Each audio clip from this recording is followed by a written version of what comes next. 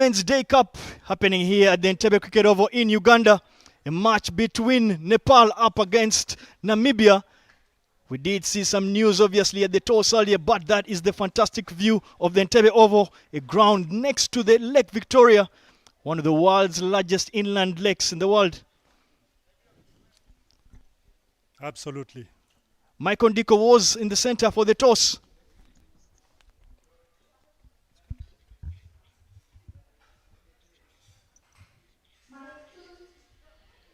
Good afternoon to you all and happy Women's Day. Welcome to the second match of this Women's Day Cup right here in Entebbe, Uganda, the Pearl of Africa. And we are having a match between Nepal and Namibia as a second game. And with me here are the captains of Namibia and Nepal and our match referee, Third Umpire. And we'll be getting on with the toss.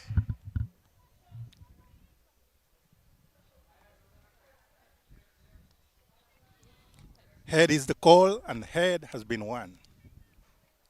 Yes, good afternoon, and what would you...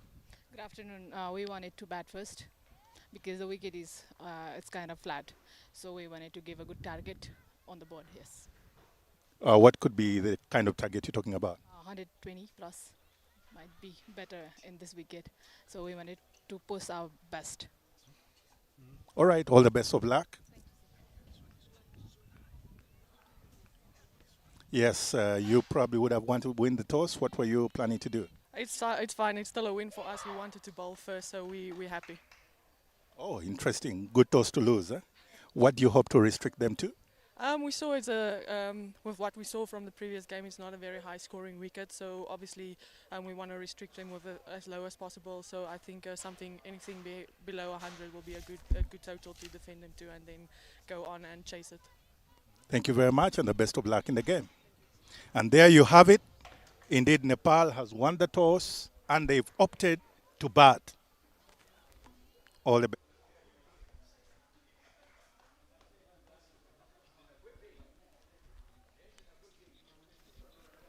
And there it is. That is the news from the middle.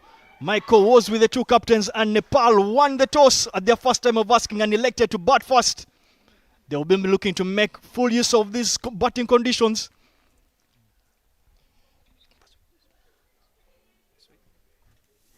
Looking at the squad there for Nepal, Rubina is in the side, the player that has obviously played in that in the global T20s, not just the T20s, but in the Firebreak tournaments. The captain, Bama, Alicia, Aire, Roma, Beast.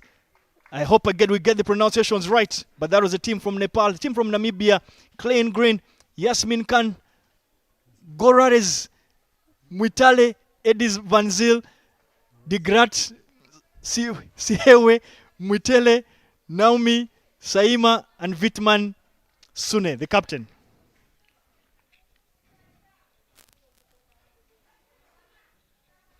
Just looking at your beauty shot, there is the two teams walking on for this particular fixture. Second game of the tournament.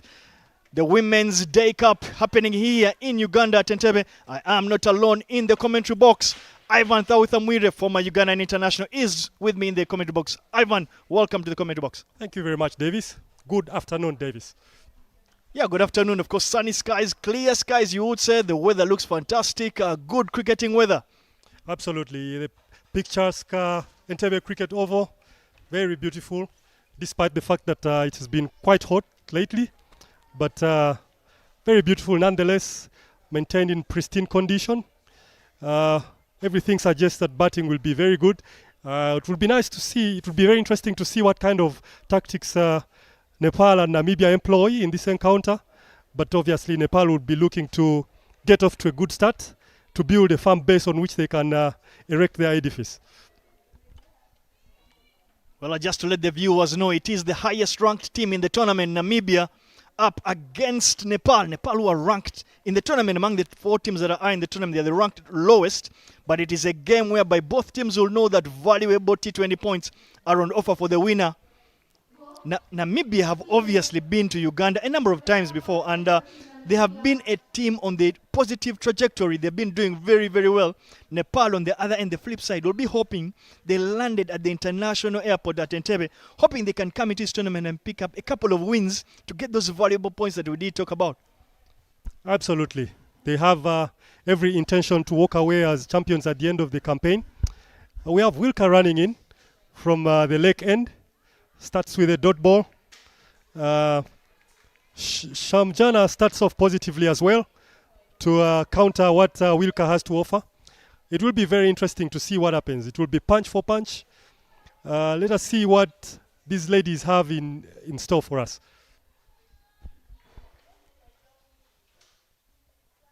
It would be very interesting to see whether Namibia will employ the slower bowling options as the last two games. Picks up a single there, get off the mark. Oh, run out of chance. Just managing to get her bat down in time. Come on, a lot of intensity already, but good to see Vilka opening the bowling from that airport end. It's good to see her back into the side of this Capricorn Eagles. She's one of those players that they rely on heavily. She is not just a fast bowler from one end, but she's more than decent with bat in hand. So it's good to see she's back into the side. Her all-round abilities will be put to the full test in this tournament.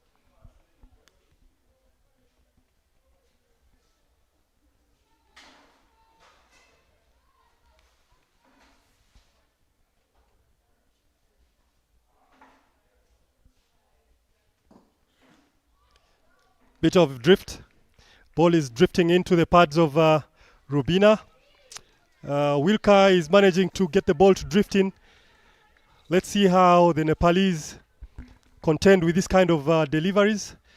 And let's see if also the Namibians will be able to support their bowlers if they manage to hit the good lines. In the morning we saw a lot of chances going down without them being taken. So let's see how these ones turn out. Well, that's obviously drifted down the leg side. But more importantly, I don't think she will mind that. It's good to see she's getting some swing in the air. You want to think perhaps that leg breeze is starting to take effect. But for Nepal, they'll feel like they need to get a lot of support and runs from Rubina. She is one of those players, of course, for Nepal that has played in the fire break. There'll be a lot of eyes in Kachumadu hoping that she does well. Knocks the middle pole out of the ground. Immediately, Rubina couldn't negotiate the in-swinging delivery.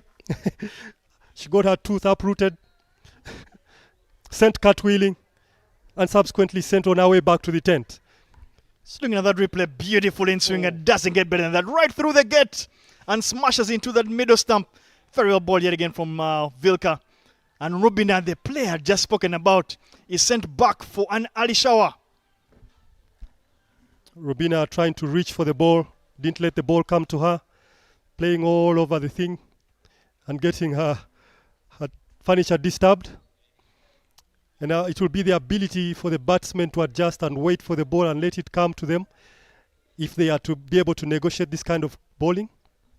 I honestly don't think she should feel very hard done with herself. I think she got a beauty of a delivery. As we always know, in-swingers do usually test techniques of batters. And I don't think you'll get a better example of a beautiful in-swinger beating not just the outside edge, but going through right the gate and smashing into the center stump. So for me, Nepal will feel they are obviously in early trouble, but at one drop in walks Pooja with a job to do. Absolutely. 2 balls left in the over. It will be left to Pooja to see how she negotiates these deliveries. Davis, I'm surprised they've not employed their catching positions. I'm surprised that Namibia is not getting some fielders close in to try and apply a bit more pressure. The Nepalese, if you are one, you'd be thinking that, it would be a little bit easy to settle into the game and build your innings. I would have loved to see 1 slip or 2.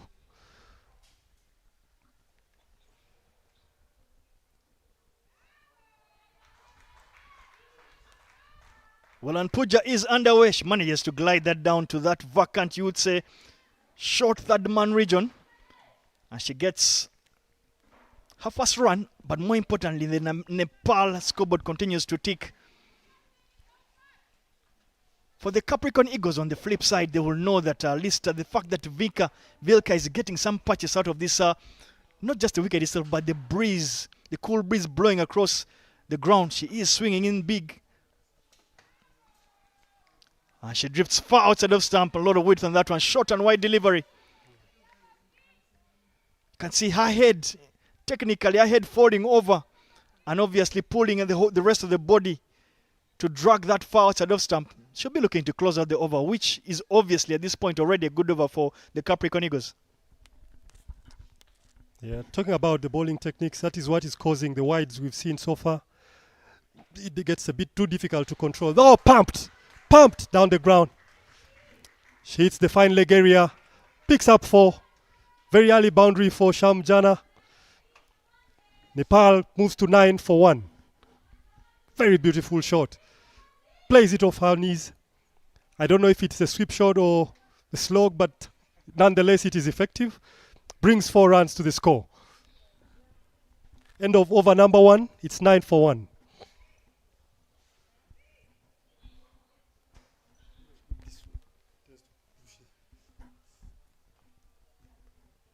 She spoiled what would have been a good over.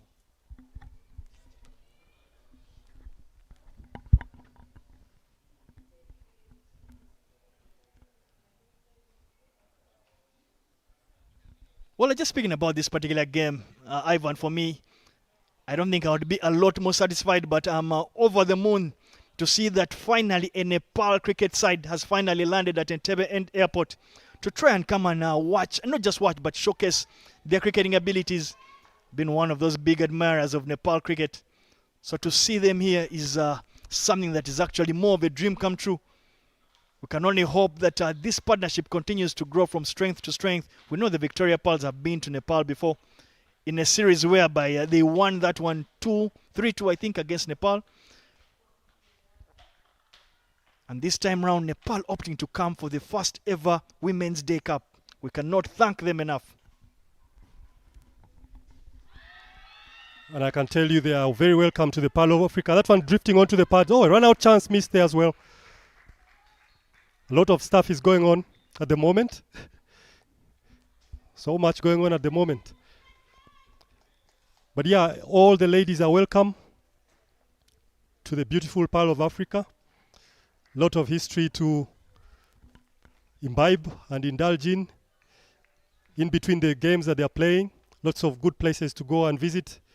The source of the Nile, the zoo, and many other different beautiful things Uganda has to offer. Not too much swing on that occasion as before.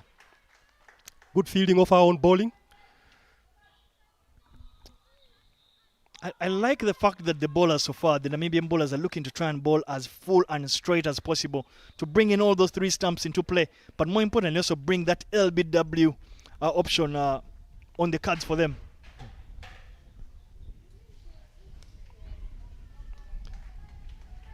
Another dot ball on that occasion. Saima keeping Samjana quiet.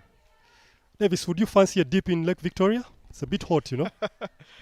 Yeah, based on the temperatures that we've been experiencing throughout Uganda itself, it would only be wise to actually try and take a quick dip in that Lake Victoria. Obviously, as I did mention earlier, I think it's, as I could want to be corrected, probably the biggest inland lake in the world. Uneducated inside edge. Looks like a cover drive, but goes the opposite direction. Nonetheless, the result is the same. Goes for 4. Very good from Samjana. Bowler will consider herself unfortunate. Batsman will take them anywhere they come. It's 4 runs down the ground, behind the wicket keeper. That's not down the ground for sure. No, it isn't. It is to the screen, but it isn't down the ground. But as I said, Ivan, for me, I like the fact that the bowlers are bowling nice and straight lines. Those will obviously look to try and challenge batters. And you can already see the first dismissal was clean bowled. But you can see the bowlers are managing to extract some big inside edges. Fortunately for Nepal, the Nepal batter, that managed to run down to that vacant region at fine leg for 4 runs. but I do not think the Capricorn Eagles will mind that. Certainly not. Oh, that's pumped down the ground this time. Follows that inside edge with a boundary down the ground this time. Actually, it's gone down the ground, Davis. 4-4. Now that really is down the ground. Full on straight delivery. Gets the treatment he deserved. Butter gets right under that one and muscles it to that vacant Logan region. Beautifully struck there. Looking at that view there, the sights, the trees. But I've liked the Butter's approach. Her intent is extremely clear. She walked in with the intent to be as positive as possible, and it's paying dividends. Ooh, sneak a single in there. The fielding is floppy again, but keep it down to a single. Very highly productive over. 2 boundaries and a single. End of second over. 19-1 is the score.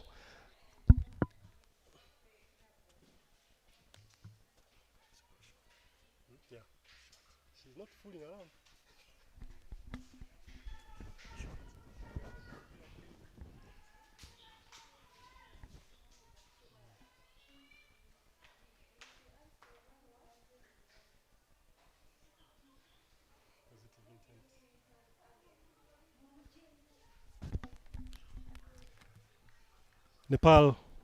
Nepal showing a lot of positive intent in their approach.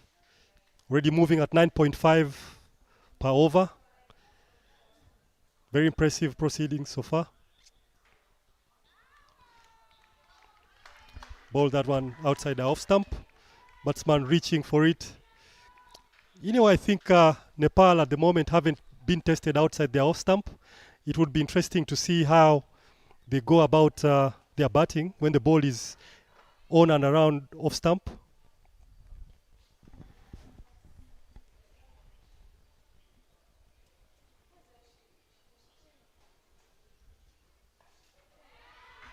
That's very well struck. With an offer. Gets the treatment, hit behind point, and Mark goes for yet another boundary.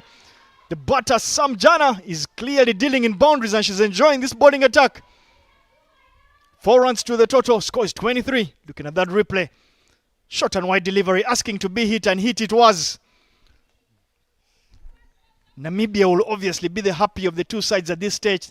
They will know they've come out of the blocks pretty quickly. Sorry, Nepal. And Namibia's plans are unraveling, Davis. What do you think? 4 boundaries in the last couple of balls? Yeah, but you see, when you just look at the Butter there, she obviously stands a touch or two outside leg stump. And that's very well taken there by the fielder and the covers. Much needed wicket there for Namibia. Very good comeback from Wilka, inducing the batsman into a false shot. Like I was saying, for the batsmen to be tested on that outside off stump line to see how well they cope. Usually that is the thorough examination of batsman skills. There we go. Very good catch in covers. Good diving catch. Good skills on display. Very good comeback from Wilma.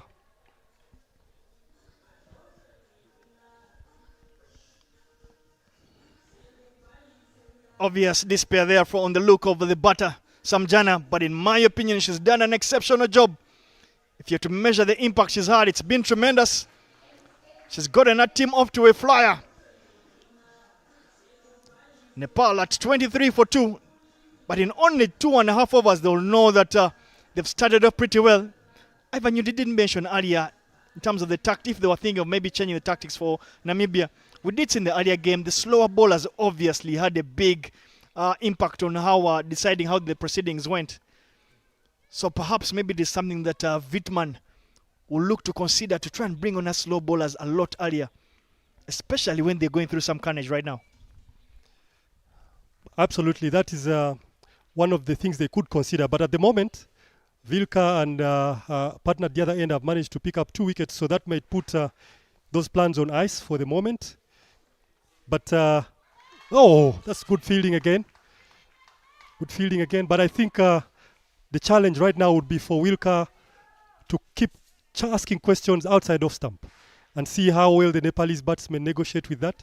Usually the test of a good batsman is when you ask them to drive the ball consistently. If they are very good batsmen, then they'll be able to cope. And the other thing I also see is that they're standing far outside their leg stump, so reaching the ball outside off stump will be kind of troublesome, like you see on that occasion, because then they are far from the ball and they don't have much access to the ball. During that replay, Ivan, exactly what you said. Because they stand a touch or two outside leg stump, that more often than not will tell you two things about the batter. One, that they're very strong square on the offside, but it also means that they have to make a lot more room to try and get to the ball. So they have to get and generate enough reach. But it is the Nepalese captain, Idu Bama, that obviously has a job to do. And with that dot ball brings an end to the third. Nepal 23 for 2.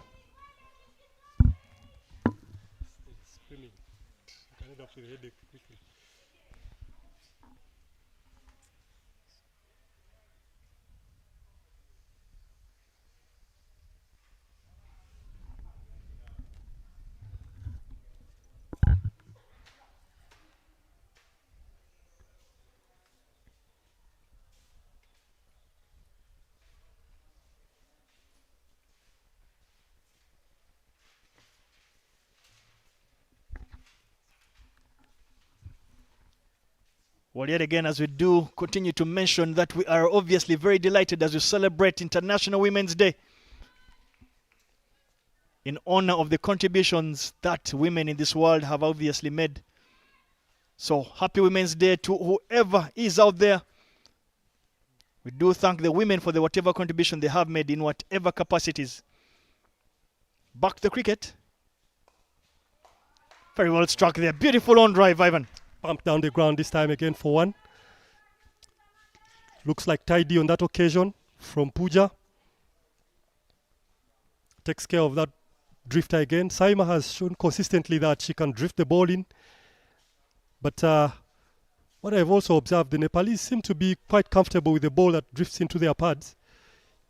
And on the contrary, very uncomfortable with something that is quite wide and far from their reach. It would be interesting to see if the Namibian bowlers examine that kind of loophole and how the Nepalese respond.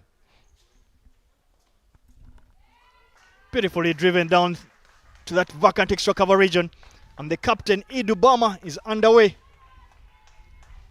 It's been an interesting passage of play for both teams, really. It's been a lot happening. Clear intent from both teams. Of course, the intent was led by Sajhana Kumari, but with the very famous third name, Kadka, a former captain of that Nepalese side, a legend in Nepal cricket, now current secretary of that association. He led from the front, and many Nepalese will thank him for the contribution he did make to Nepalese cricket. Paras Kadka, if I get it right. You're spot on, Ivan. Very good friend of mine. Had a couple of battles in our days on opposite ends. Can't exactly say where the who won more of the battles. I'll probably receive a message from him killing me about it. But back to the cricket itself. Saima continuing to operate in that line, not giving the batters a lot of room. Yeah, the examination is around off stump and outside off stump for the Nepalese. Yeah, I remember meeting Paras once or twice in the UAE, although we never got to speak, but it was nice to meet him then and to hear what he has gone on to accomplish and achieve for and in Nepal.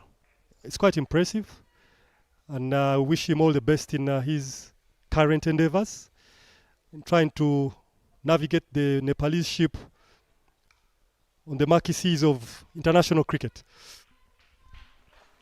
That's true. The Nepalese side, I know. The men's side, I think, are in Windhoek. But with that, dot ball brings an end to the fourth, and Nepal are 26 for 2. Correction there. I think there's one delivery to go. But I was telling you, I think the Nepalese men's side is in Windhoek. They're playing in that particular tournament. They'll be playing against Netherlands and the home team Namibia. Valuable points for both teams there, for the three teams. Uganda obviously are a touch lower than that division, but they'll be hoping to get into that battle for ODI status in a couple of months down the road. Namibia is not doing too badly either. We'll get back to that after this ball. Very well played. Defends that. Getting nothing out of it. End of the fourth over, 26 for 2. Only get 3 out of that over.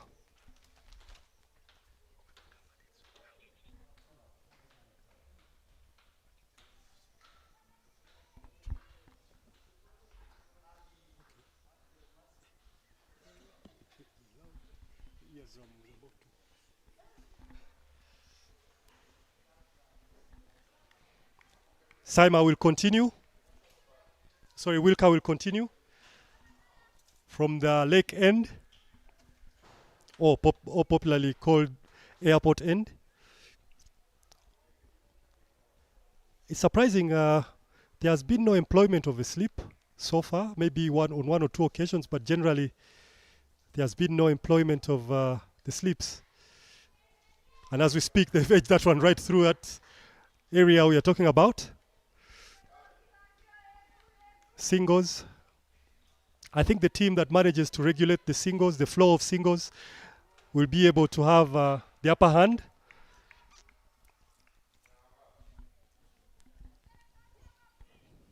You just get a feeling that the blueprint for most of the teams will be to try and get anywhere close to that 90-run mark. Outside of stump, wide delivery. I don't know, I feel it's a little bit too early to go for that wide yorker.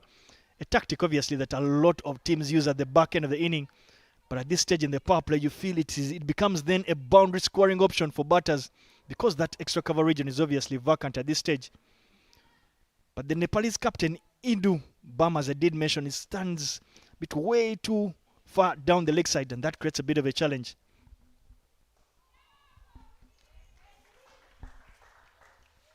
Wilka drifts into Indu's pads again. I would like to see her consistently asking questions outside off stump. And we see how good Indu is at driving, as well as the rest of the Nepalese batters. That adjustment usually can be made. Drifts again, knocks the pose out. Wicket number 3 down. Wilka, with her persistence on that line, picks up the 3rd wicket. It's 27 for 3. Very good bowling on this occasion. Nepal is in all kinds of trouble at the moment.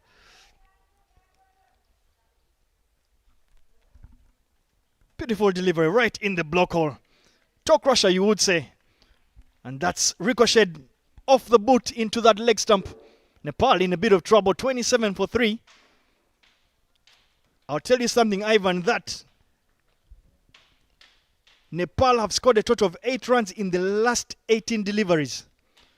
So a bit of, you would think that you'd feel that Nepal, actually Namibia, have pulled things back after Nepal had a ricochet of a start.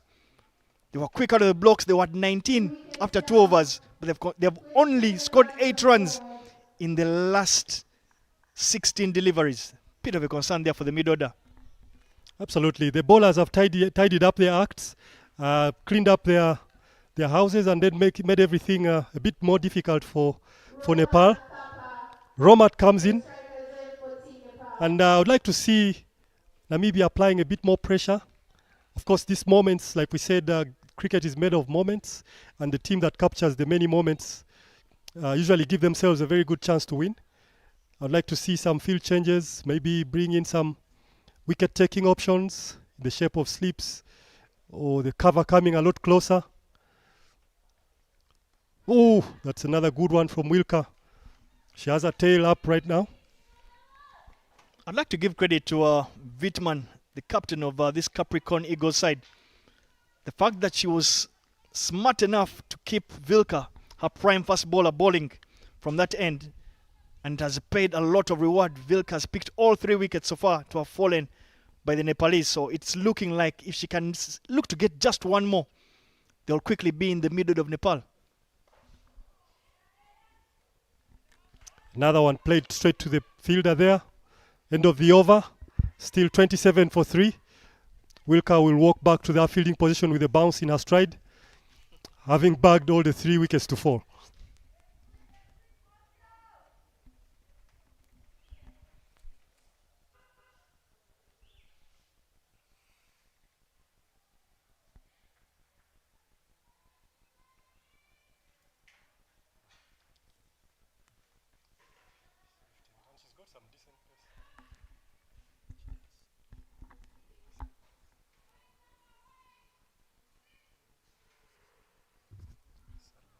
Well, no bowling changes yet, as the opening combo that has been successful for Namibia will continue to operate. Saima comes back for her third, and will know that she just simply needs to do a supportive role, as Vilka is simply doing all the damage from the other end. Absolutely, Davis. Saima will have something to do with her economy at the moment. She conceded 12 in the first 2 overs, and she would like to bring that down significantly if she's going to offer any kind of assistance to Vilka. And that's not a bad way to start. Starts with a dot ball, keeping Pooja very quiet. I tell you what, Davis, the run rate is still very impressive, and that is due to the fact that that Nepal got off the blocks quite quickly. But things have gone so quiet since then. Another dot ball.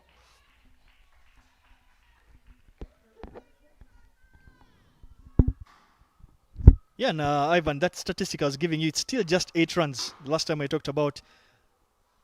And that's exactly 20 balls. They've scored 18 runs. They've scored 8 runs off the last 20 deliveries. That clearly will be an indication of some work to do by the Nepalese mid-order.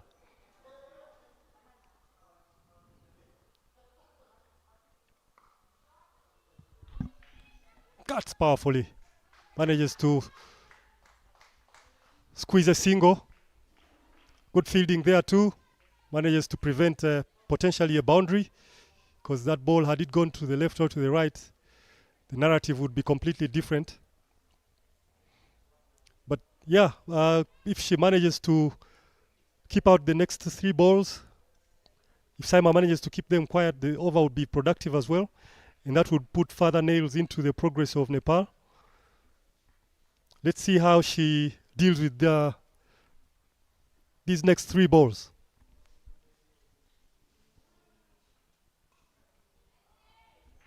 Very well driven there by Romat. Hasn't been there for too long, but you see some good skill there to lean on the front foot and drive that. Was not able to get that into the gap. Couldn't beat the Yasmin Khan, who is waiting there in that extra cover region. But I'll tell you a thing or two about Namibian size. They're always very well drilled. They go into tournaments being very well prepared, and they know exactly what they're doing. Too much weight there. Saima very lucky to get away with that one. I know it's International Women's Day, but we obviously must give credit to the 2 gentlemen standing out there in the red shirts and black trousers.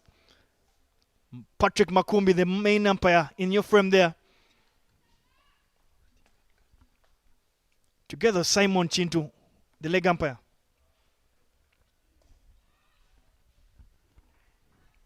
Very well ball yet again from Saima. She's stringing together dot balls. And with that dot ball brings an end to the power play. Nepal are 28 for 3 after 6. Highlights of the first power play. See how the wickets fell. First wicket going by the route of bowled. Boundaries there. Some more fortuitous than anything else. Another big one down the ground there. That is what sealed the power play. Very well struck there behind point for 4 runs. Good catch by the fielder there in that cover region. Beautifully taken. That was clipped off. Unfortunately, she ricocheted onto the leg stump. And with that brought an end to those highlights of the power play of Nepal. And yet again, Suna Wittmann continues to throw the ball to Wilka.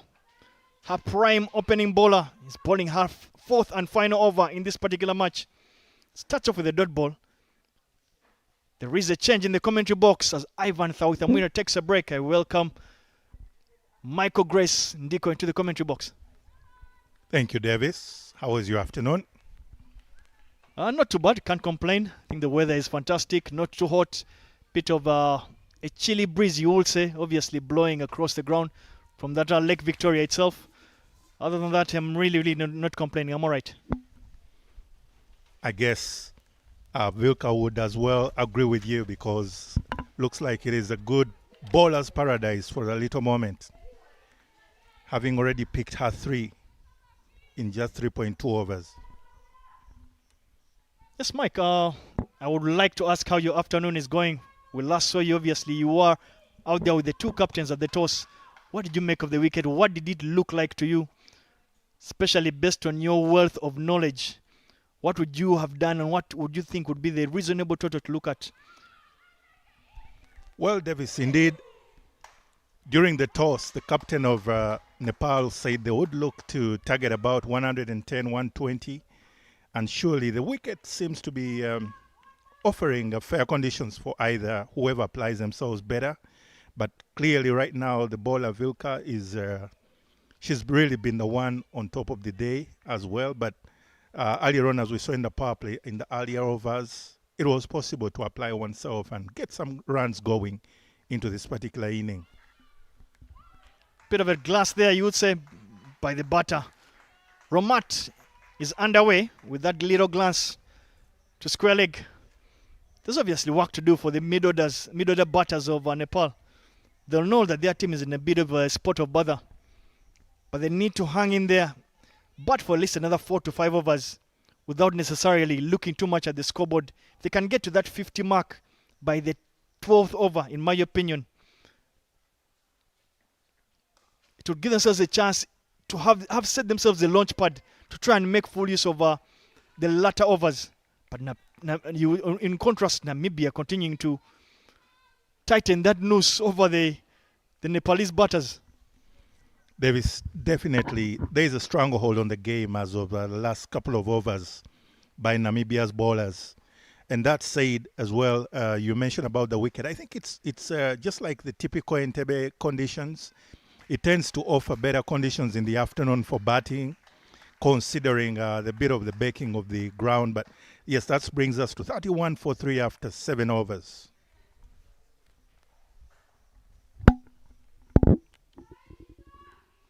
Batting card. Samjana started things off, got 80, quick fire 18 off 11. Rubina was sent packing very early. She faced only 2 deliveries. Puja is still out there, 5 of 12. Captain Indu Bama was sent back the heart, scored only 2 of 11. Roma is still out there on 1 of 6. So the score so far is 31 for 3 after 7.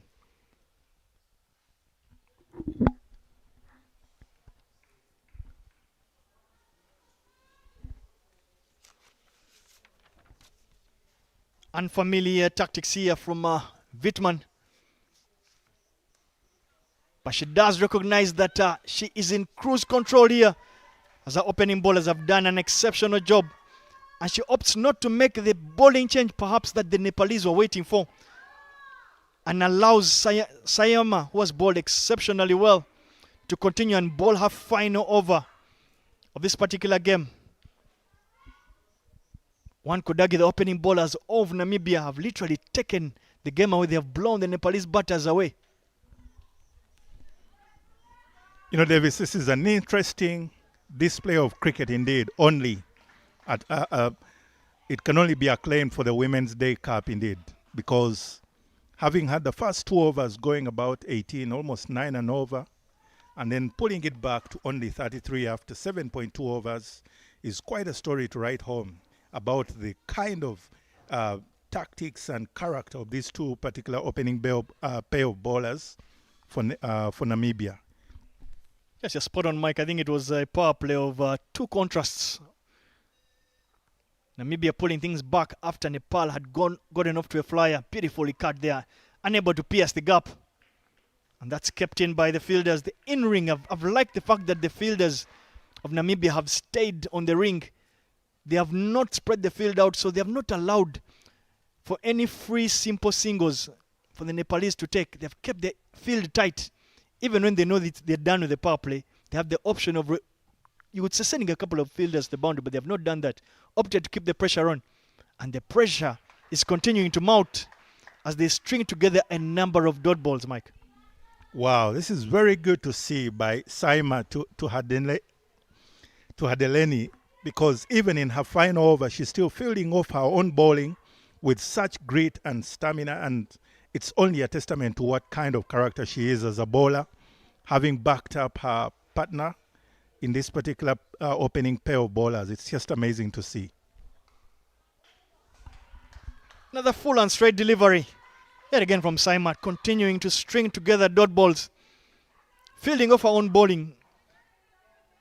Pressure is being built, but I like that in-ring, that very tight field on the offside. No easy singles on offer here for the Nepalese. One delivery to go.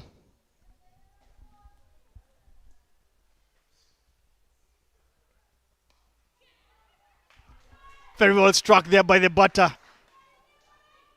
This time goes over the infield, manages to get that into that outfield and gets 2 runs to the total. And with that double brings an end to the 8th over. Nepal 35 for 3.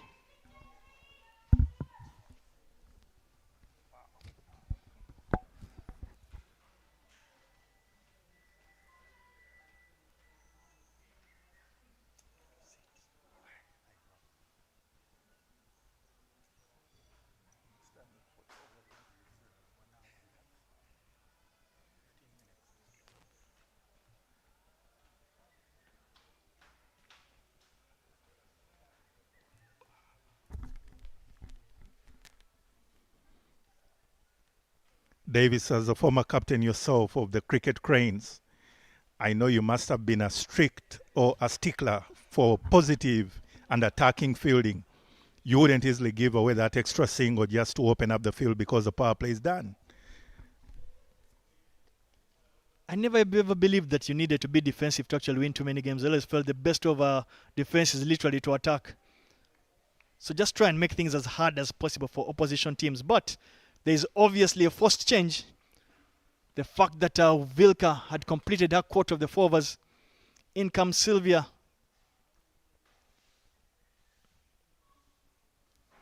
Starts by bowling that one down the leg side. That's adjudged wide. But Mike, just to remind you and maybe pick on your recollection of the events when you played as well for Uganda against Nepal, I keep looking around the ground waiting for that big Nepalese fan base to show up. Every time a Nepal cricket team is playing, there are always quite a number of fans out there to cheer their team, support their team, and make sure that their 12th man presence is actually felt. So I keep waiting to see. Maybe word has not yet gotten to the Nepalese that are actually living in Uganda, that a cricket team is playing cricket in Uganda. You know, Davis, now that you mention, it's actually even more than the actual residents within a particular country. They had their traveling fans, kind of like what you'd call a Bami army for the English soccer. They would always follow up with their team. And who knows, maybe today was Women's Day. It's a public holiday. Probably we might see them tomorrow onwards into the week. But another quick single there. And it's also adjudged the wide of Sylvia. And it seems to be giving the Nepalese batters the much needed room for breath, because the stronghold had become quite visible as the runs had literally dried out. But now it's beginning to turn a bit.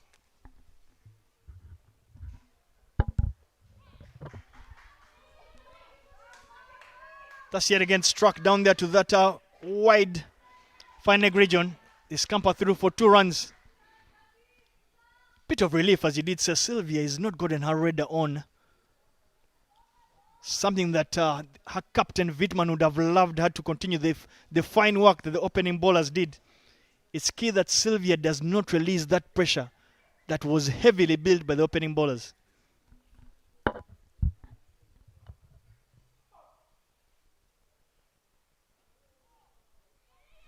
Well, Davis, it will remain to be seen if Sonai Wittmann will keep her faith in her bowler Sylvia, because she's bowled quite a few loose ones and trying to give the momentum back to Team Nepal, who much more needed this particular period of play, because the net run rate, I beg your pardon, the actual run rate has gone back to 5, yet it had really slowed down at in the last couple of overs.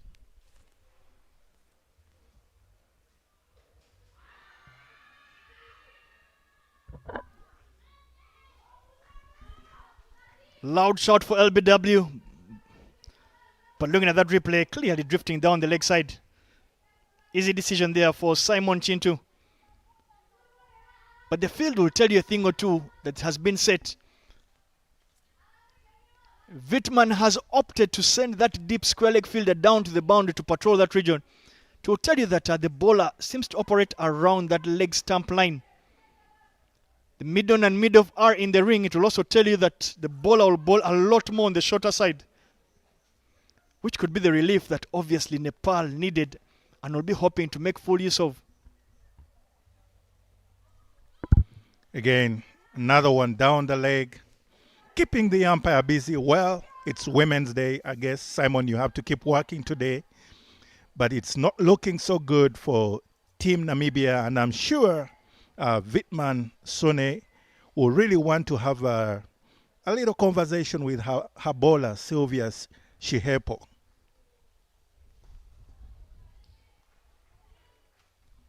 Much better lines there from Sylvia. Slightly bit of a difficult start. She's in the halfway stage. Oh, it's just 2 deliveries to go. She's conceded 8 runs. She will know that she should be looking to just look to close out this over, not concede any more runs. And not let the Nepalese get out of trouble, you would say.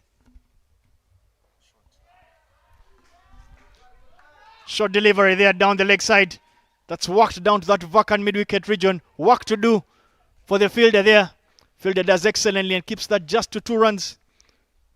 But as I told you, Mike, the field set will give you a bit of a hint of what the bowler is going to do. With the mid-on and mid-off up and a deep square leg fielder down, to tell you that the bowler is going to bowl largely on the shorter side, but towards the leg stump, and that's exactly what is happening.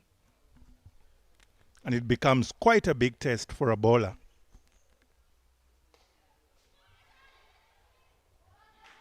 It becomes quite a big test for the bowler because most of the batters are more comfortable playing off their feet, and that brings... It's at 46-4-3 after the 9 overs.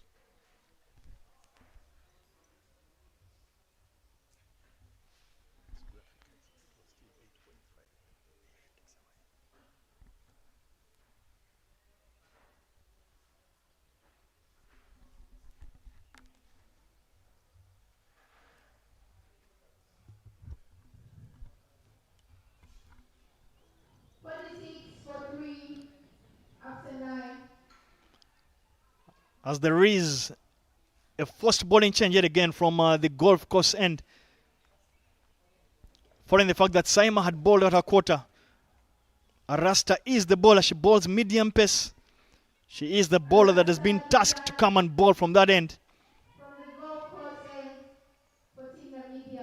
I must say, I'm a little bit surprised that the slow bowling option of Green has taken a bit of a while, especially based on what we saw in the first game. But Mike, I don't think we should go any further without thanking the home boards of the 4 nations. Short delivery, asking to be hit. Hit it is. And sets down to that vacant region at mid-wicket. 4 runs to the total of Nepal. And with that boundary brings the 50-run mark for Nepal. They will know that they are cruising and they are recovering. Short delivery there. Very well struck by the batter. The bowling changes, Mike, are bringing the rewards that the Nepalese did want. You almost wonder whether it was a waiting game all along, because Nepal, having lost those early 3 wickets, you felt like probably they were saying we'll just recover in the next period of the game, and that seems to be the case. Beautiful response from Arasta. She overcorrects and cleans up. Pooja is sent back to the hut after contributing 13 off 20. She had just muscled a short delivery to mid-wicket, but that's very well bowled yet again by Arasta. Cleans her up, full and straight. Little bit of swing, inward swing, and managed to clip that leg stump. But with that wicket, brings a bit of that break we talk about for the teams to take a drink.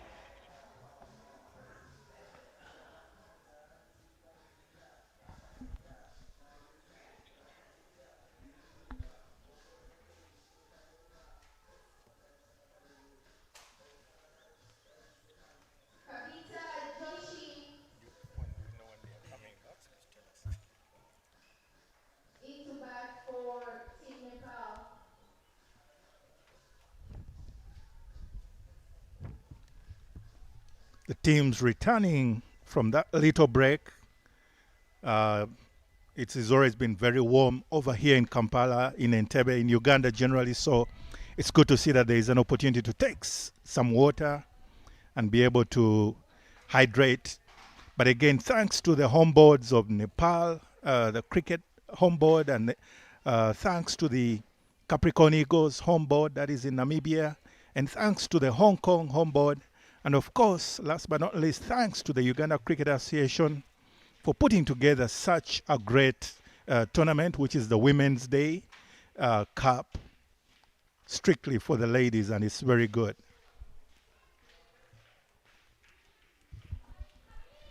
Davis, welcome back from that little break. Thank you very much. Looks like we're not the only ones that went for the break. But Arasta, who had clean bowled the batter before, this time starts off with a wide delivery down the leg side. But the batter in for Nepal is Kabita.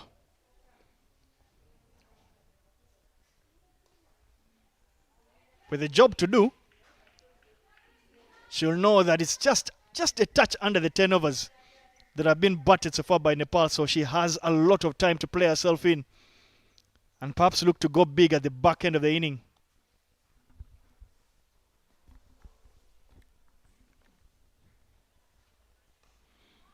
No, Davis, these Nepal batters have really showed a lot of grit and character in their approach. They seem to always come back strong whenever the opportunity calls for and whenever the moment arises. Mike, I'm very sure you need no reminder about the character of Nepalese. The fighting spirit that they do possess, even when their backs against the wall, they will always come out and put their best foot forward. They're a very difficult team to play against because they wear their hearts on the sleeves and they play for that country of theirs. I know, Davis, I saw one of the shots reading the name of Kadka, and I thought that shouldn't have sent some shivers down your spine, but I know it's a good memory you have of Nepal always. But this is very good for women's cricket, especially here in Africa. Being able to host such teams here in Africa, it's a good test, and that brings us to the end of the over at 53 for 4.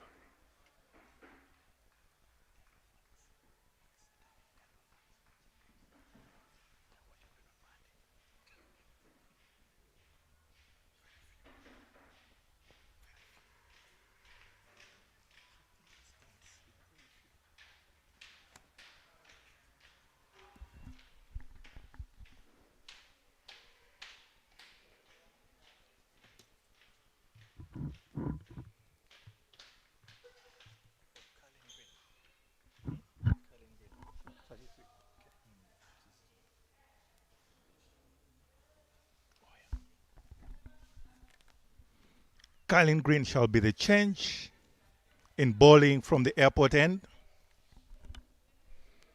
Familiar face here at the Entebbe Cricket Oval, obviously. As you said, the Capricorn Eagles have played at Entebbe before. And it's familiar, obviously, to see Kylie Green continue to bowl her off spinners with that cap of hers. Half chance, you would say. But they managed to scamper through for a single. Kylie is a batter. She usually bats in the top order, but she's also very handy in the mid order. That mid order for the Capricorn Eagles. And I kid you not, she's more than a handy off spinner.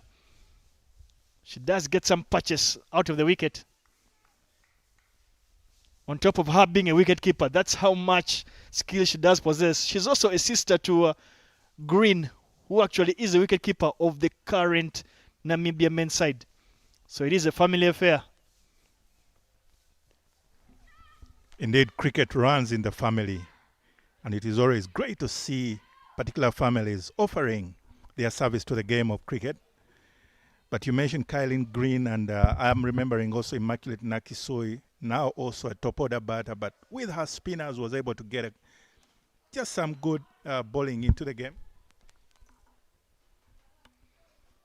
Attempted slog there from Kabita, trying to hit that straight over Kylan Green's head. Hit that to the screen. Didn't get the much needed timing. Got more of the inside half of the bat. Very well played there. Big dive there by Yasmin Khan. She's an electric fielder in that region. And she has clearly saved at least 2 runs for her side. That is absolutely heartfelt fielding from Green. She will be very happy with her fielder because indeed cricket is that kind of team sport.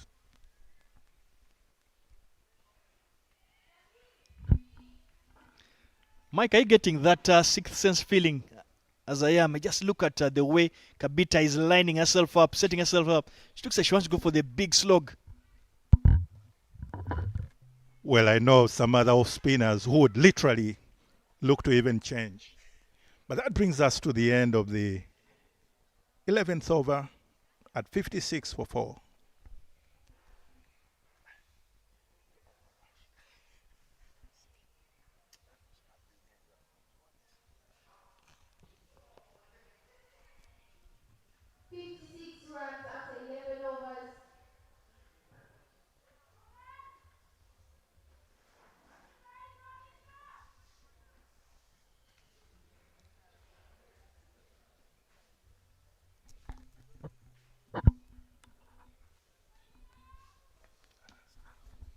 And Arasta will continue to operate from the golf course end.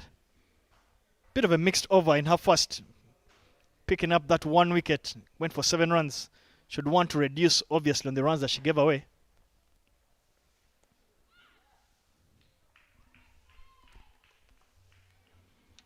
Arasta is just one of those other bowlers that embody the very psyche of the team.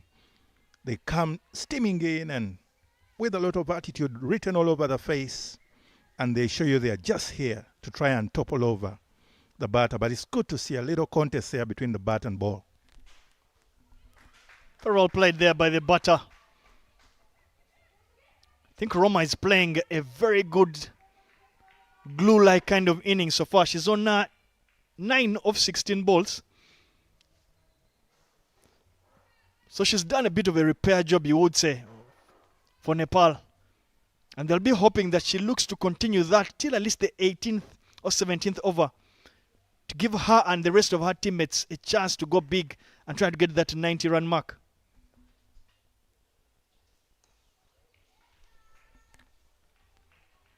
It's always good to see the bowlers demonstrating their confidence and trust in their skill and ability to really still come and bowl at the stumps and try to limit the scoring options for the batters. And that, indeed, at this level is what makes this game very interesting.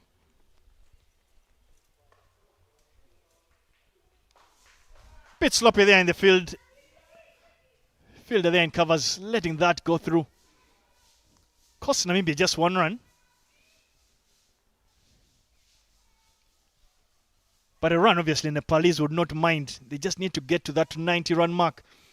They'll feel that perhaps with what we saw in the earlier match, the slowness in the wicket, we saw how much the spinners got patches.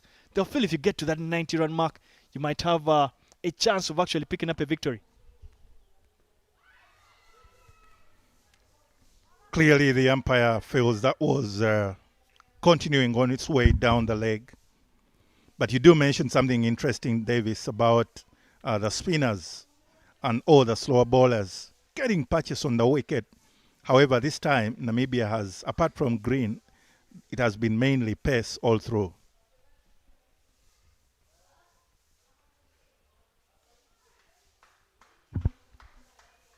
Full and wide delivery to close off that 12th over. And after 12, it is 58 for 4, Nepal.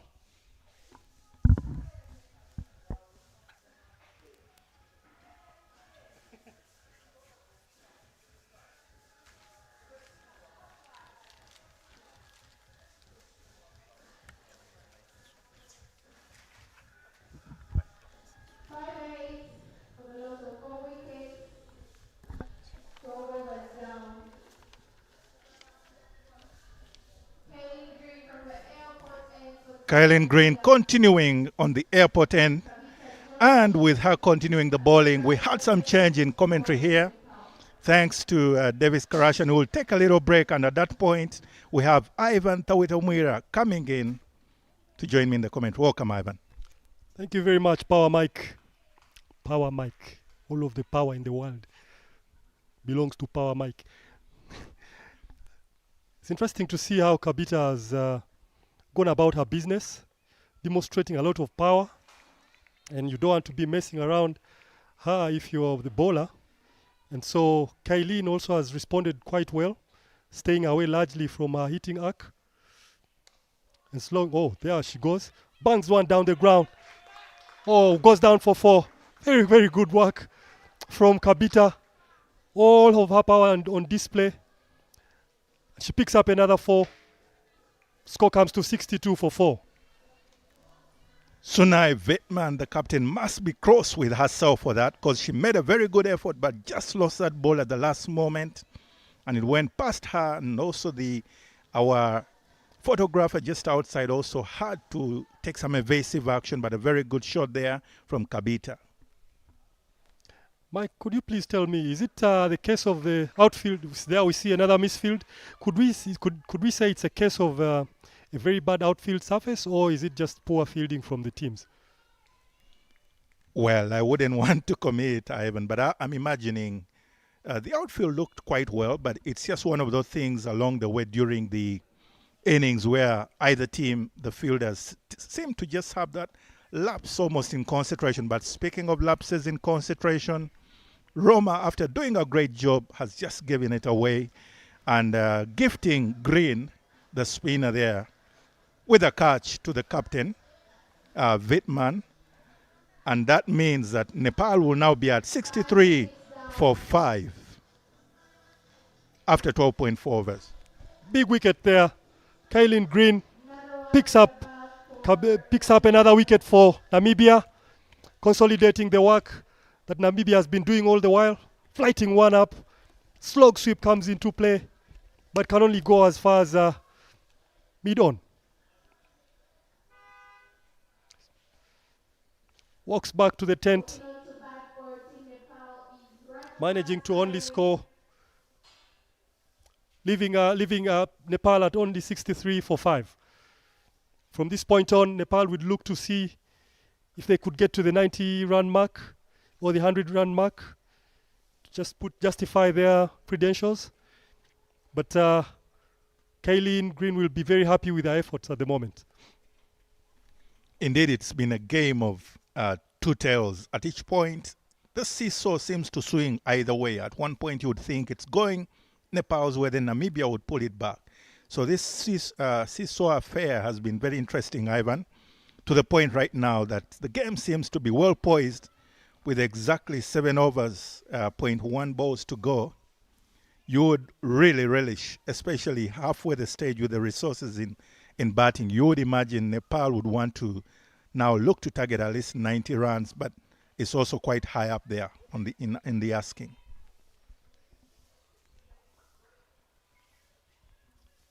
That wicket brings Rajmati and brings also the end of the over, the 13th over. Score is 63 for 5.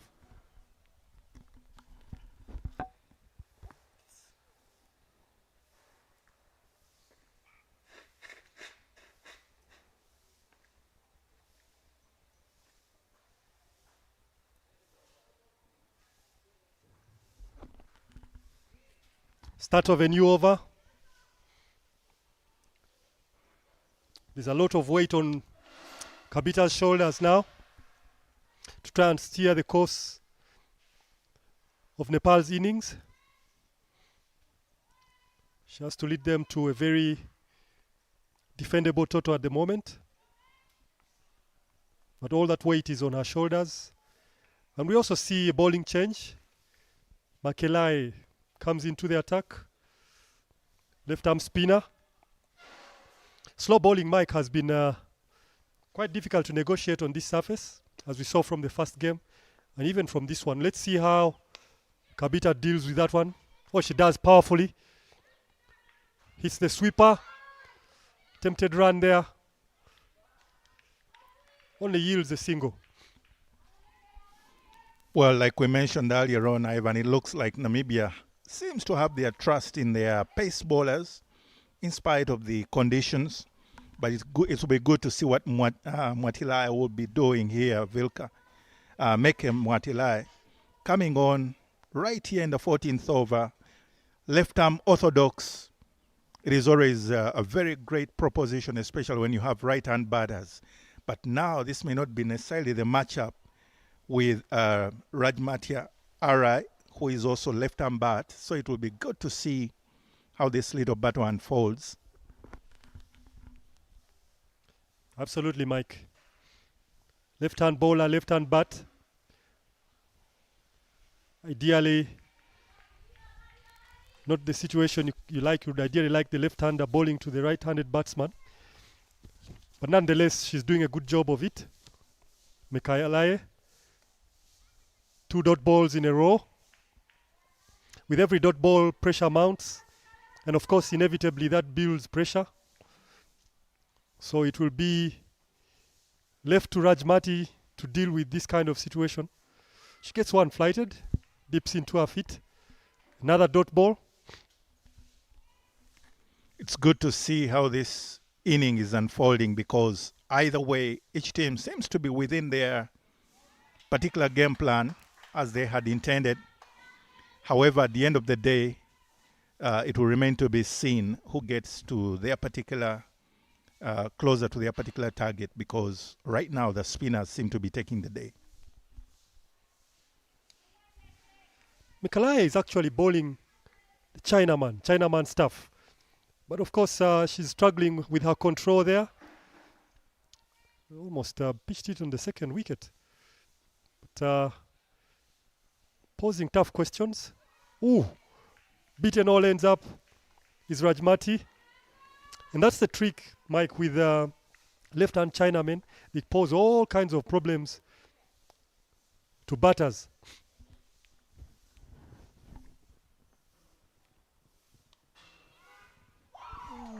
Picks one up.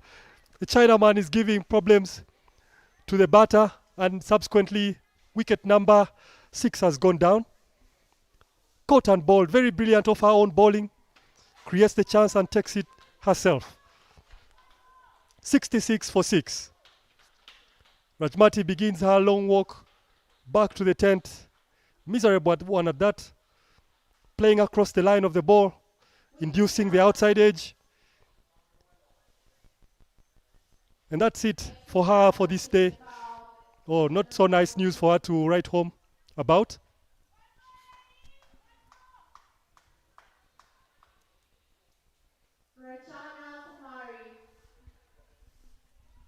And that brings Rachana Kumari to the wicket.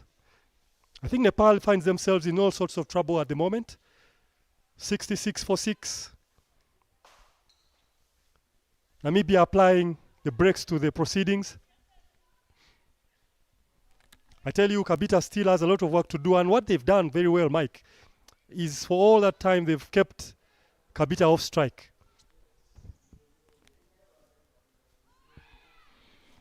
And Kylene Green continues to do her mop-up job and making sure that she keeps a hold onto proceedings in this game. But Ivan, actually you're right. I got that wrong about the left-arm bowler being left-arm orthodox. She's actually China. Maybe today being Women's Day, we should call her China woman. I wonder, but it's very interesting to see how that goes into the next levels of their game, especially in this particular level beyond associates as well. I think Namibia has put a tighter grip on the game at the moment. Kylene keeping the work very clean. 3 dot balls and a loose one down the leg. Hit away, put away by Kabita. Challenging the boundary fielder. A deep square leg. He managed 2 runs. Nepal gets 2 more, adds 2 more to their tally.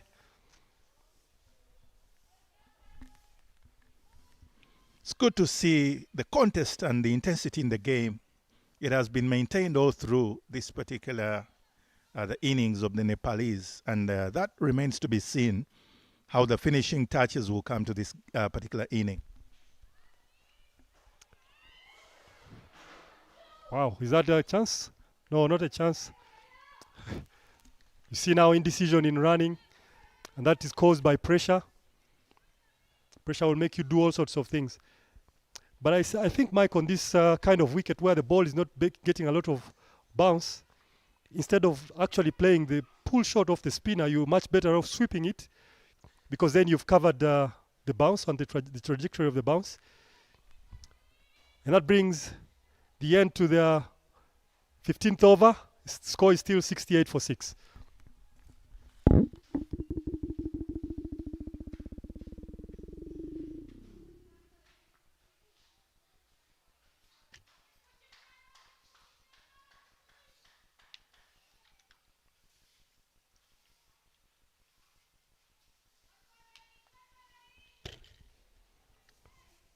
Mikelai comes back. She will continue. Let's see how Rachana deals with the Chinaman. Whoa, knocks. Absolutely knocked out of the ground again. Doesn't know how to deal with this. Mikelai can prove to be a handful at the moment. 68 for 7 is the score. Completely playing round that one. Missing it entirely. Both her middle stump and off pause disturbed. Remember that name, Ivan. Remember that name. Mekelai Mwatile. China woman for the day today being Women's Day. Probably we may need to apologize, but that is quite an interesting display. She's been able to bowl to the left hand and also to the right hand, picking wickets off both. And that brings her actual figures at 342 in 1.1. Quite an impressive performance there from the young lady. That's remarkable, Mike. To think that she's picked up 2 wickets already in her spell so far. It indeed spells doom for the Nepalese at the moment. They don't seem to have an answer to whatever Mikelai has to offer. She has firmly stepped on the brake pad. Nepal doesn't seem to be heading anywhere at the moment.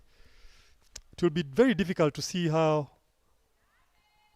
Nepal recovers from this kind of position. It will take a lot of character from both Kabita and Alicia, who has just walked in and faced her solitary ball. Every young lady, girl out there, this is how you go about the game of cricket, especially as a bowler. Keep it tidy and keep displaying, keep consistent, and the results will be yours, as Mekelai Mwatile seems to be saying. And let's see what response Kabita will offer. Kabita Joshi. Kabita must be feeling the full weight of the entire Nepalese team on her shoulders.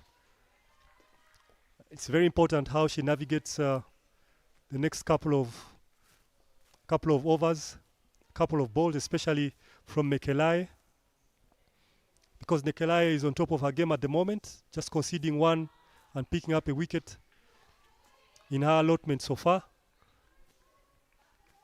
And she keeps inducing the big shot from Kabita. It's not easy to get the big ones in Entebbe, as we all know. Very tidy work from Namibia. You just have to love this young lady, the way she's committed and spirited in her game. But that brings up 69 for 7 after 16.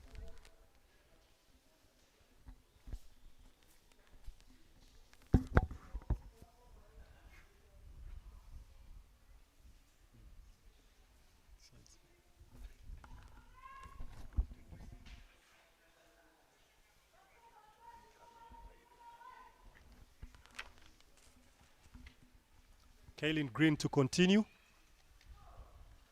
from the airport end.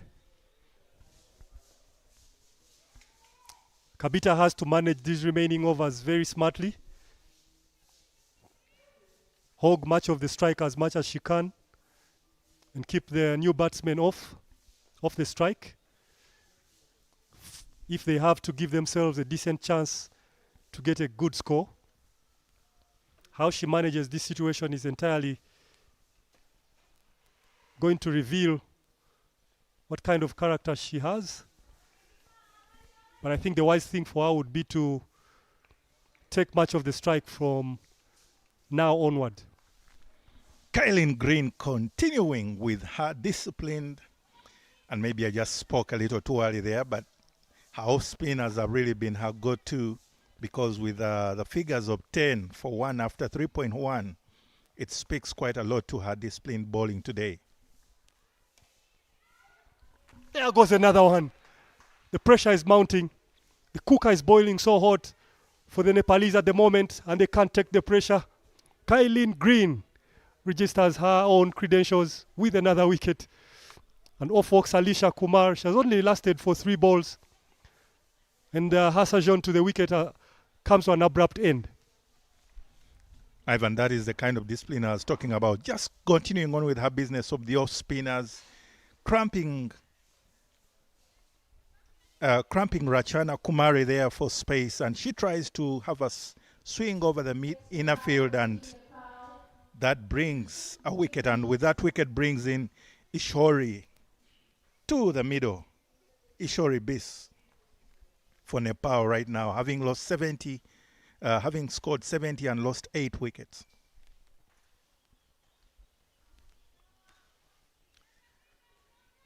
Kylie's figures look very beautiful at the moment, conceding 11 runs in a 3.2, picking up 2 wickets along the way. And we can see, Mike, that the slow bowling has done the trick again in this game, as well as it did in the first one. Another dot ball to emphasize this particular subject we are talking about. I think the slow bowlers have a lot to say in the duration of this tournament. And I think the team that deals with the slow bowling better as batters will be able. Another one in the air, falls in no man's land. Cleaned up there for only 1 single. Mike, like I was saying, I think the team that bats better against slower bowlers will be able to have very good results at the end of the tournament. Absolutely, Ivan. It's more about the application and execution, how one goes about their business, a bit like what Kabita has been doing. However, there is much more needed, because Kabita Joshi seems to be running out of partners at the other end. She's left all of 2 balls for Ishwari. I think Kabita has to be very calculative from here. Face 4 or 5 balls every over, given that it's only, after this one, there will only be 2 overs left. A very well-educated edge there. They pick up 2. Two much-needed runs for Nepal at the moment.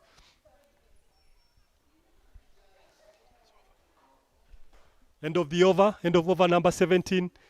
Score is 74 for 8.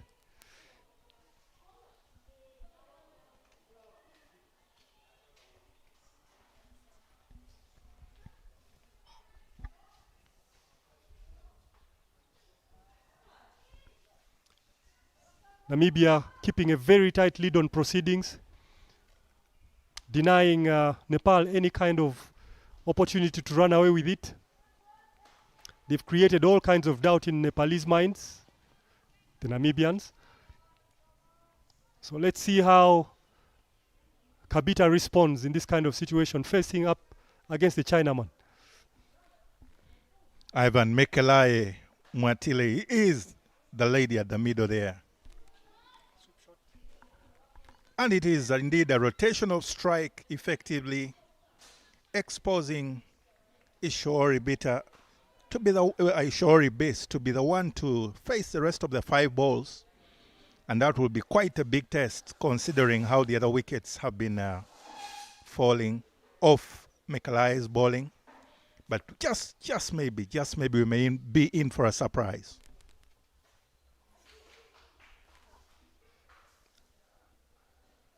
Misses that entirely, Ishwari. Mekalai is right on top of the game. She has all the Nepalese batters wondering what's going on. The Chinaman is going all over the surface to the effect that they can't even put away the full toss at the moment. I think Kabita needs to hog much of the strike. That one is pumped down the ground, still for a single. I think Nepal would dearly love it that she keeps on strike and offers cover to Ishwari, who has just come in, who seems to be struggling with Mekalai at the moment. Yeah, you go another dot ball from Mekalai. It will remain to be seen. Of course, Mekalai will still have one more over even after this one.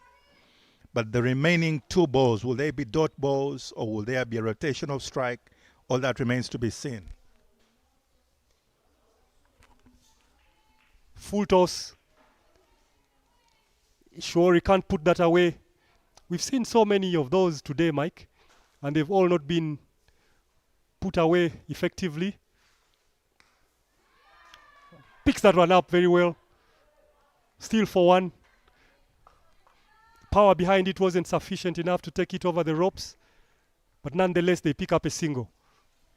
Surely with that power hitting, it has brought an end to the over, and it is at 78 for 8 after 18 overs.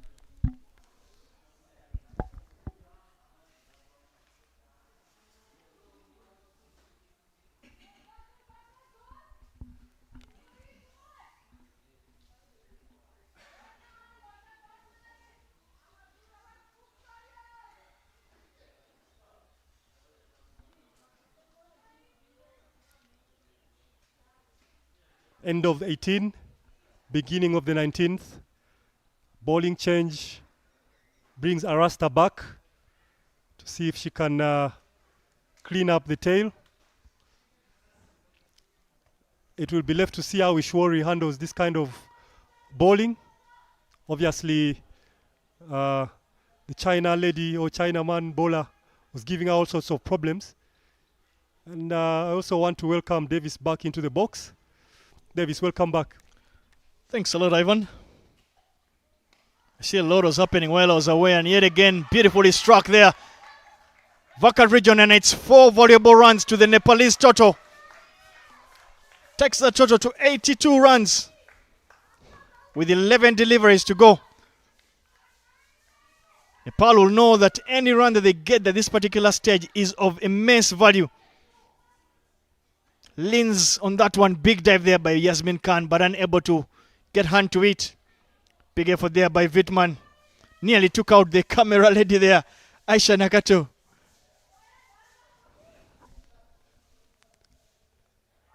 Aisha would be very well advised to maybe put on some kind of blue and join the fielding side, because she was in a very good position to cut off that boundary. She only needed 1 or 2 steps. But good comeback from Arasta. Creates a dot ball there. Looks like all the batters enjoy the pace on the ball. Another one driven down the ground for just 1. Davis, what have you made of what we've seen so far? Spin and pace bowling so far, how the batsmen have found the 2 entities? I think generally, just looking at how day one has literally Just a second. That's hit hard yet again by Kabita. They continue to rotate strike. Valuable runs here. But Ivan, just to answer your question. When you just look at what has transpired on day one of the Women's Day Cup, you just get a feeling that it's the slower bowlers generally that have troubled the batters. With the exception of Vilka, she's literally been the only seamer that has managed to get some penetration. Very well struck it again behind square on the offside there, running down the boundary. Does it have the legs? Yes, it does. Fielder Kaylin Green unable to keep that in. 4 valuable runs, and the Nepalese dugout understand the value in that. Absolutely. Pierces the gap, collects 4 of them, adds 4 to the tally. Scorecard looks a bit more decent than it was a couple of overs ago. And I think Nepal will be glad to see that the scorecard has improved on its entire outlook. Dot ball to seal the over. but 10 runs coming off of that over, Davis.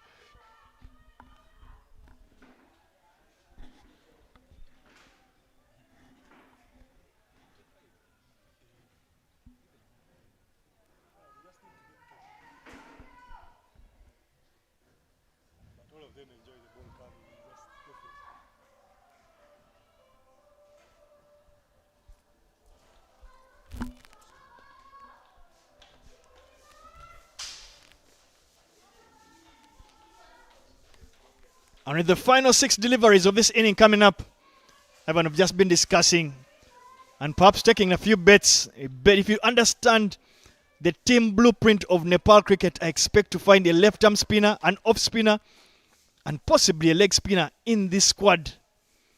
If they do possess those could be some very big players. That's hit handsomely back to the bowler. Didn't get hands to it. Hits right through the stumps. The batters do not even attempt to run the single. He seemed to claim a run out there. Was how bad? Well, about was up in the air, actually. Needs another examination. Unfortunately, there is no third umpire. Slow bowling is causing all sorts of problems, Davis. Yeah, that's literally been it, at least on day one of this Women's Day Cup. Seen the slow bowling trouble a lot of the batters, but you can see the batter, Kabita, is going very deep in her crease. Gets cleaned up by Mekalai. Mekalai has had a day to remember. Fantastic figures. She picks up her third for only 8 runs. And the slowness of the ball again, causing all sorts of problems. Kabita had no answer to this one on this occasion. She's proved to be the player of the moment so far, Mekalai. Goes way outside of stump to try and open up that vacant mid-wicket region. Good intent, but misses it completely. That slowness in that delivery. But she's played a handy knock for her team. Valuable runs. They will know that if they can just look to skittle and get right over that 90-run mark, I feel like based on what the wicket is playing like, I think they should feel they have just enough. But otherwise, she's done a very good job for her side. With just 3 deliveries to bring to an end of this first inning, I'd imagine the equation should be simple to try and get at least 6 runs from these final 3 deliveries. Spot on, Davis. The target so far is to just try and get 2 runs from the remaining 3 balls. Get to that psychological 90-run mark. Sweeps it powerfully deep into mid-wicket. Will they get the 2 required runs? Keep it down to 1. I tell you, Mekalai has asked all sorts of questions, and the Nepalese have failed to answer back in equal measure. But nonetheless, she has done a tidy job for her team. I don't think the captain would ask for much more. That one is pumped the ground too. Tidied up by the field and the deep. Manages to concede only 1. We get to that 91-run mark.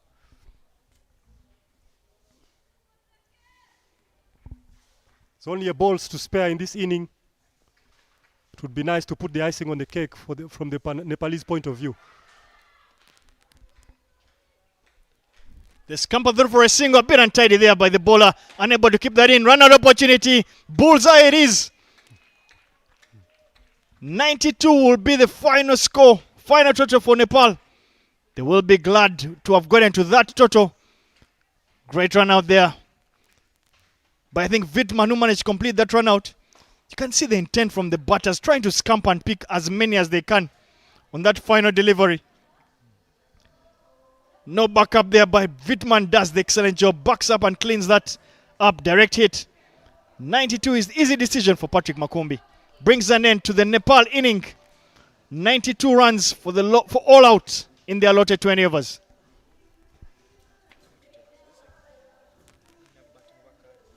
Looking at the batting card there, Sam Jhana managed to get a quick fire, 18 of 11. Rubina was sent back the heart, didn't trouble the scorers. Puja, 13 of 20. Captain Indu got 2 of 8. Roma got 9 of 19. Kabita, hand of 16 of 31. Aire Bowling cut there, pick of the bowlers. Vilka got 3 wickets, conceded just 17 runs. Saima conceded 17. Sylvia bowled 1 over, conceded 11 runs. Arasta conceded 19, picked 1 wicket. Green, the pick of the bowlers, picked up 2 wickets, 15 runs. And the young left arm orthodox, 12 runs, picked up 3 wickets, restricting Nepal to 93 all out. The highlights package there, the batter was cleaned up by a beauty from Vilma. That was handsomely hit down to the vacant deep square leg region. Yet again, big inside edge, got 4 runs there. But there was another big booming drive. Went over the infield, picked up 4 runs, then hit that one straight to the fielder waiting in cover. Oh, that was hit behind the fielder for 4 runs. Catch was taken in covers. Good catch there by the youngster Rasta. That came off the toe. Toe crusher. Ricocheted onto the stumps. Big shot there by the batter. Then she was cleaned up. Next delivery by a Rasta. Kylian Green came into the attack. Got hit down the ground for 4 runs. Big through that. That was a half chance there. Opportunity taken there at mid-off. Easy catch for Widman. Then the left arm orthodox came and struck. Beautiful catch there off her own bowling. Then she cleaned up the batter yet again. Kylian Green. That was hit straight to the fielder there. Yasmin Khan, who completed an easy catch. Arasta came, was driven through the covers. Then that was followed up with another one. Cut behind point for 4 runs. Bowler batter was cleaned up, trying to go big on the onside. Then there was that run out on the final delivery of the inning. Nepal getting bowled out for 92 runs in their allotted 20 overs. Do stay with us for the second inning.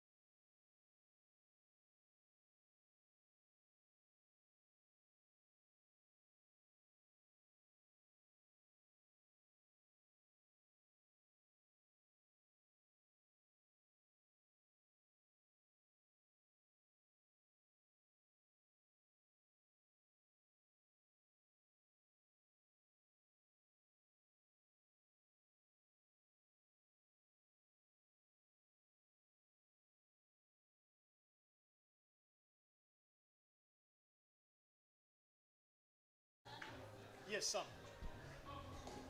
Beginning of second innings. See the Namibians doing their warm-ups. Getting a few throwdowns in. Making sure the hand-eye coordination is right. Umpires back on the ground soon to kick off the second innings of this contest. Davis, who do you think is in the driver's seat at the moment? I just get a feeling at the start of the game, at the toss itself, when...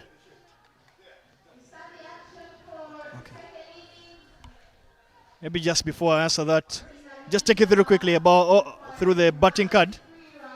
Looking at that, Samjana got a quick for 18 of 11. Rubina was sent back the heart, didn't trouble the scorers. Puja got 13 of 20. Into the captain got 2 of 11. Rama put together a partnership, scored 9 of 19. Kabita valuable 16 runs. Ires 0. Rachana 0. Alicia 1, but a handy 17 from Gist. And Shama at the back end there. Nepal were bowled out for 93 runs. Pick of the bowlers, obviously, for Namibia was that opening bowler there, Vilka. Set proceedings underway. But Ivan, just to answer your question, I felt that at the start of the game or at the toss itself, if you had given Nepal 93 runs to defend, I think they would have taken it, especially in a ground that is not a very high-scoring ground, a bit of a slow outfield, heavy outfield, you would say, not the world's smallest boundaries. You feel that, and because Nepal usually possess quite a number of slow bowling options, they would have taken that 93-run mark. I told you, Davis, Entebbe is a moody ground. I see clouds forming from the golf course end. I don't know how that will affect the course of play, but the batters should expect a bit of movement from now on. The moisture is increasing in the atmosphere at the moment. Let's see how Sune and Makalae deal with the Nepalese openers. I see Puja standing at the top of her mark. Let's see what she does with the new ball. Should be an exciting contest. But Evan, just to let you know, a quick statistic really from today's games is that of the 4 captains of the nations, 3 of them are opening batters. Wow, they have the proverbial good look of things. Starts very well, Sune. Picks up 2 runs. Picks up 2 runs there on that occasion. Namibia starts well. They would like to maintain that start.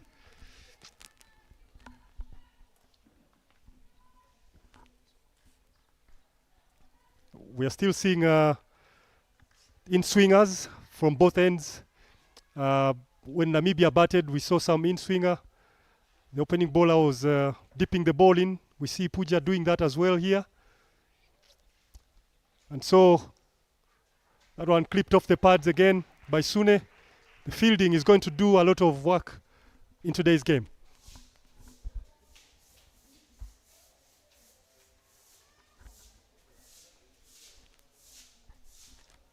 Well, Namibia equally quick out of the blocks.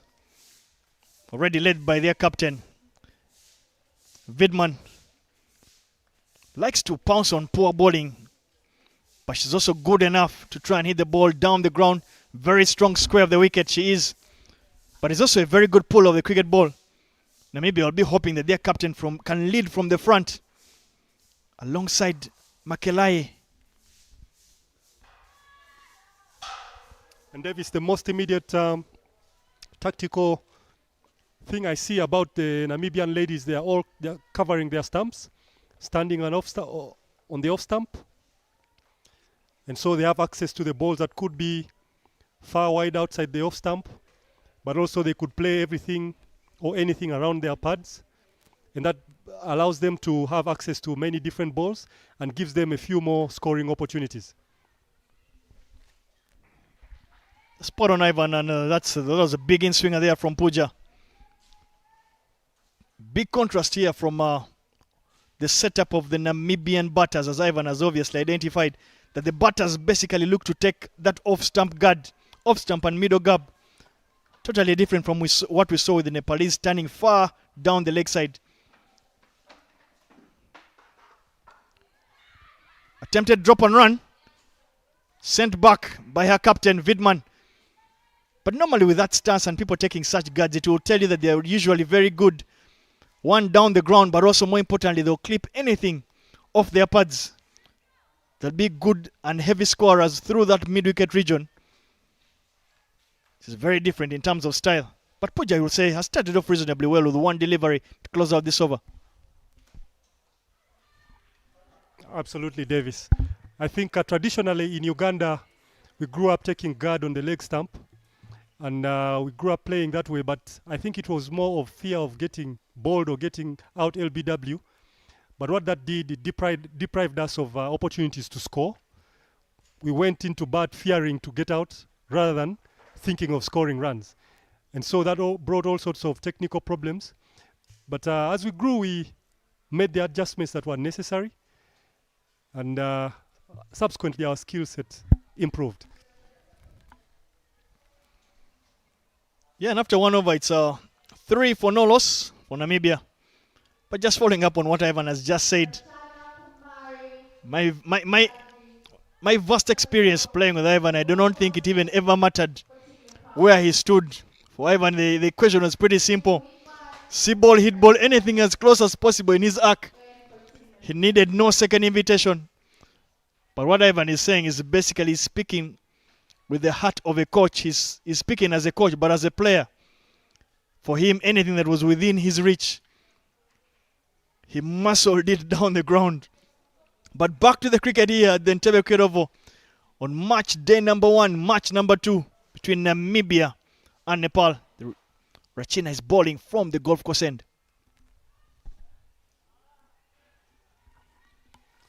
Nepal recognizing the importance of the slower ball and introducing theirs quite early as the second over. But Davis, while you're saying that, one of the difficult things to contend with was your tricky off spinners. Always keeping me on my toes. One of the things for sure is that you took away the drive, and that's what I depended on.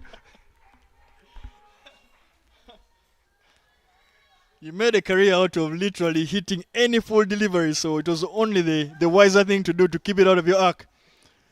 And that keep it out of your arc is exactly what Rachana is doing here to Vidman.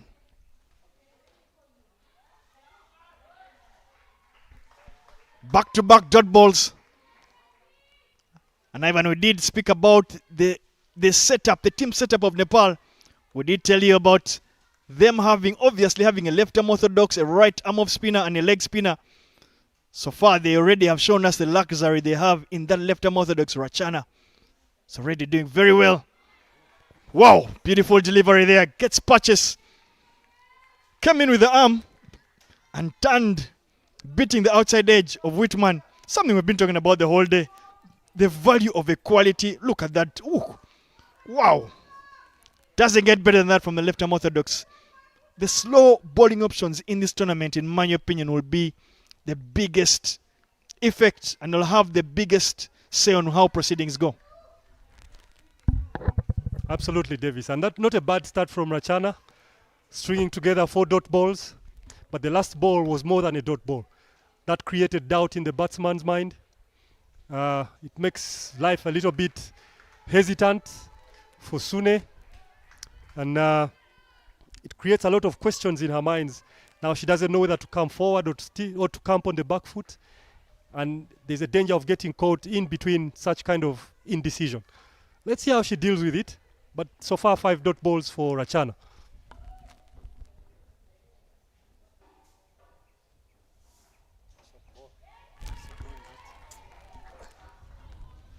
Short delivery, unfortunately, to close off the over, and the batter Vidman is able to pierce that vacant gap there at a deep mid-wicket, deep square leg, you would say, for 4 runs, much needed. And with that boundary, brings an end to the second. Namibia 7 for no loss. Short delivery down the leg side. Easy pickings for Vidman and her quality.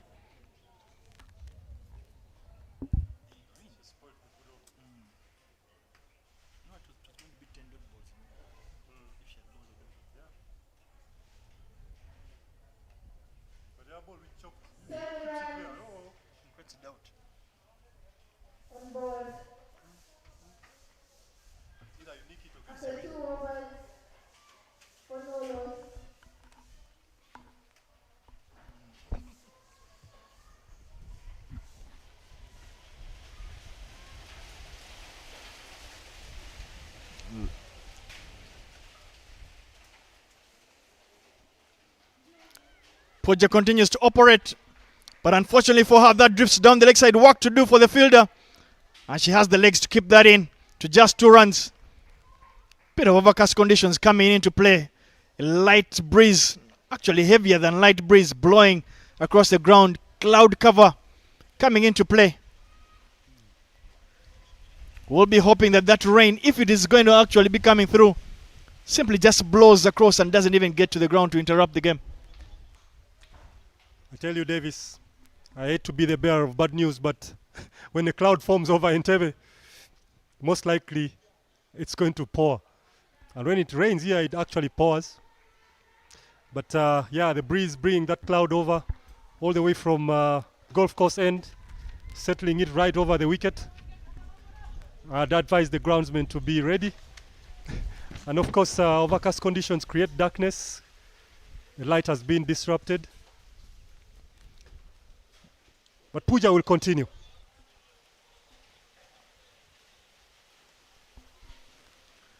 Ivan, sorry to put you on the spot.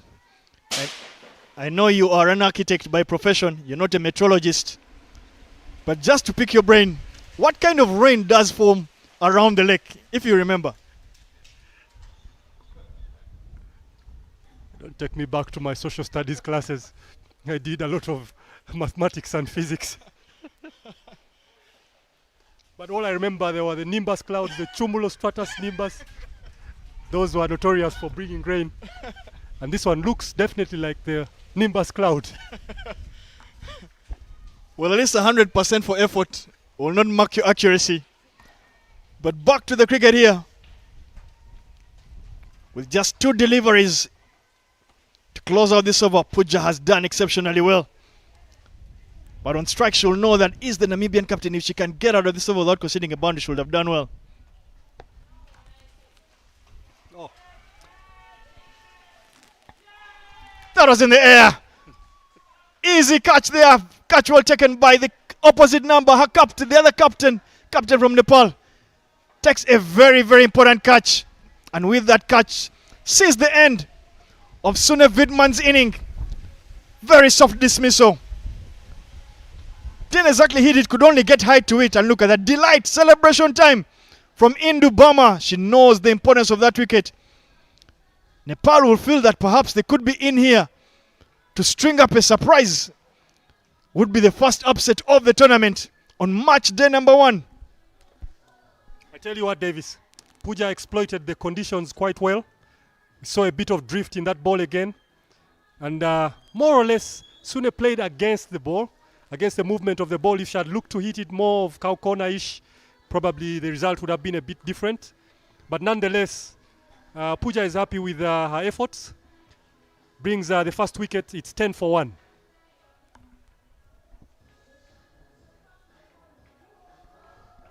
Nimbus. Stratus. Well, as Ivan continues to try and find the answer, at least he's mentioning the types of clouds. In walks Adil Van Zyl. She is traditionally been a big hitter for the Capricorn Eagles, but this is a new role for her. She's been tasked to come out here at 1 drop. In my opinion, with a big job to do. Puja is swinging the ball in, asking all kinds of difficult questions to the batters.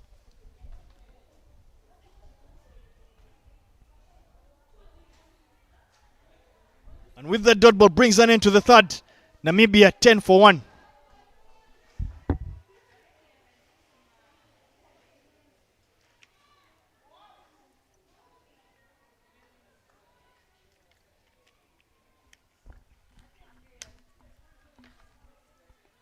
All of a sudden, Namibia's mathematics has changed a little bit with the overcast conditions.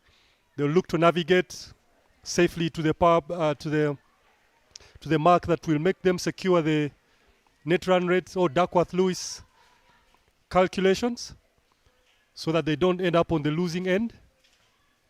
So it will be up to Mekalai and Adil to navigate the ship safely.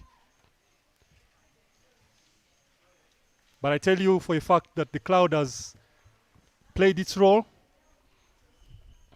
Nonetheless, it is Rachana with her left arm orthodox. Toss serves up a full toss. Gets hit away for 4. Deep square leg. Reaps the rewards. That is Mekalai. Not very good news for the spinner.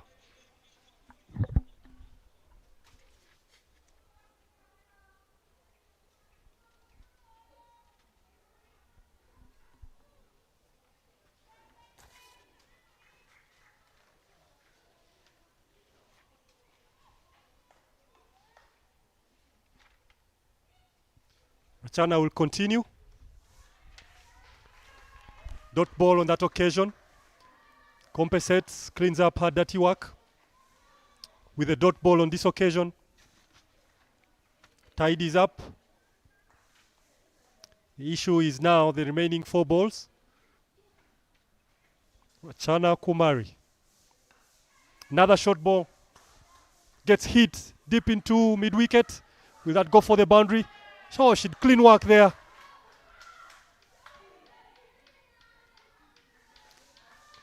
Restricted to only 2 runs. Very good work in the deep. That's the kind of support Rachana will require from her teammates. But I think she needs to come back to the good areas that she had earlier found in order to keep the Namibian batters quiet.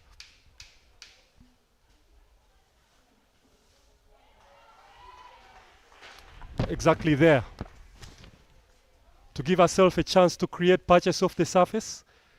She has to ball it a little bit fuller and ask the appropriate questions, especially that delivery that we saw a number of overs ago where she managed to beat the batter from Namibia on that occasion and create the doubt. She needs to consistently try and find that area again. You asked for it, Ivan. There it is. The one that beats the right-hander's outside edge. Rachana continuing to get some patches out of this wicket. I'd have liked to see a slip fielder in there. I expect this to be a very, very close contest. Nepal will know that they sense something special this afternoon. Full delivery, another full toss. Does it get punished? Hit in the air. Does it have the legs? And yes, it does.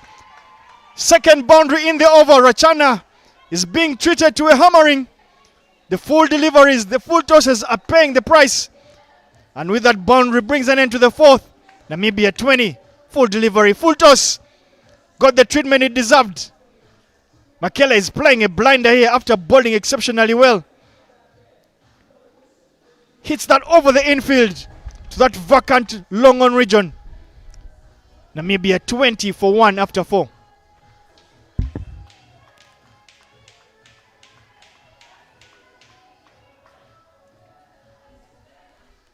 That's it, Davis. Today, for the first time, we are seeing the full tosses being punished. The batters were a bit shy in the earlier contests. They didn't deal with the full tosses appropriately. But Mekalai is in no mood. She's in no generous mood at all. And she's dealing with these full tosses very precisely and collecting 8 runs from the Rachana over and bringing the whole tally to 10 in the last over. We see a new bowling change. Ria coming in from the airport end. She's bowling into the wind. Drifting down to the pads of Adil. They pick up a single. That will be buys, I think. Yes, it is leg buys. Umpire Simon Chintu gets on 1 foot, tries his kung fu tricks. Well, with that bowling change yet again, we see another spin bowling option, slow bowling option.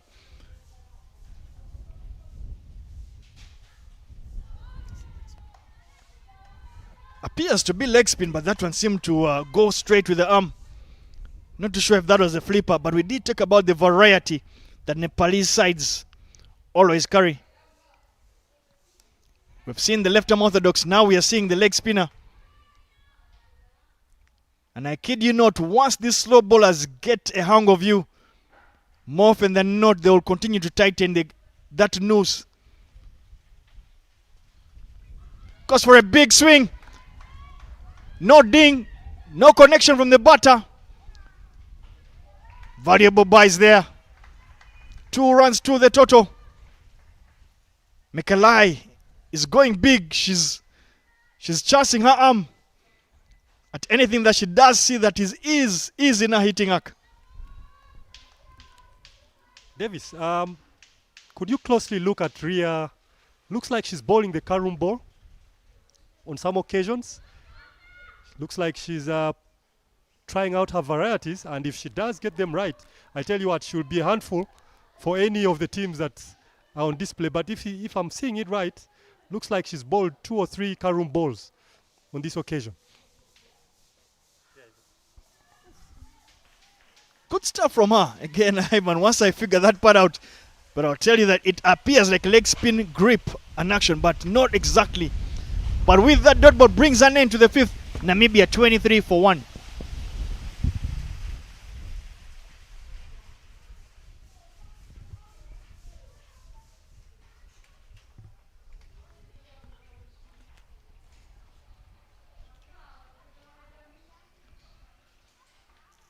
Ria promises to be a very much a handful to any batter.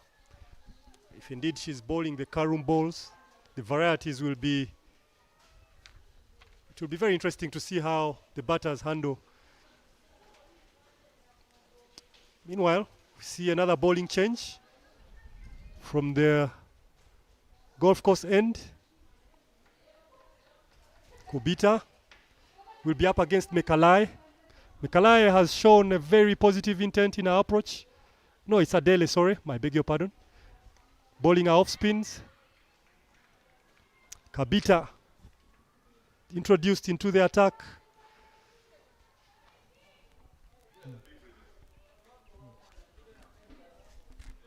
And the introduction of the right arm off spinner, Ivan, completes what had been our suspicion about the setup of the Nepalese bowling unit. We've seen the leg spinner, we've seen the left arm orthodox, and now we see the right arm off spinner. And they're stringing some bit of pressure. Dot balls. They will know that this is such an important over, it being the last over of the power play. But at this stage, the Duckworth sheet should be reading 22 for 1 at this particular stage. So Namibia are slightly ahead of it.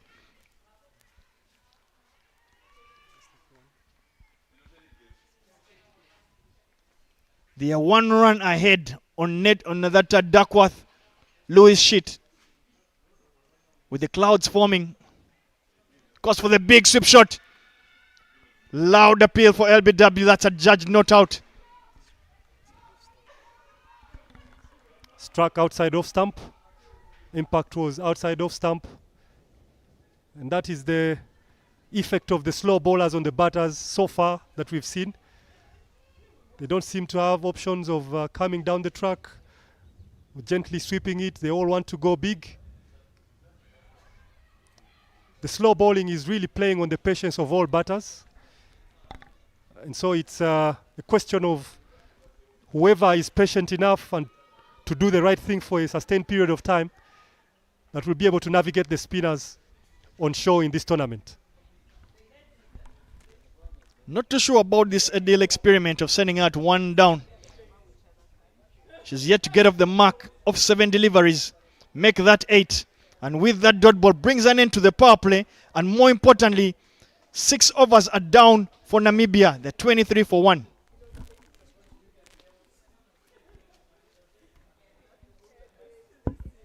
Look at the highlights there. That was muscled down the ground there by Vidman for 4 runs. Puja managed to pick up that wicket. Coated low at mid-on. Easy chance there completed by the captain. Her opposite number, Indubama.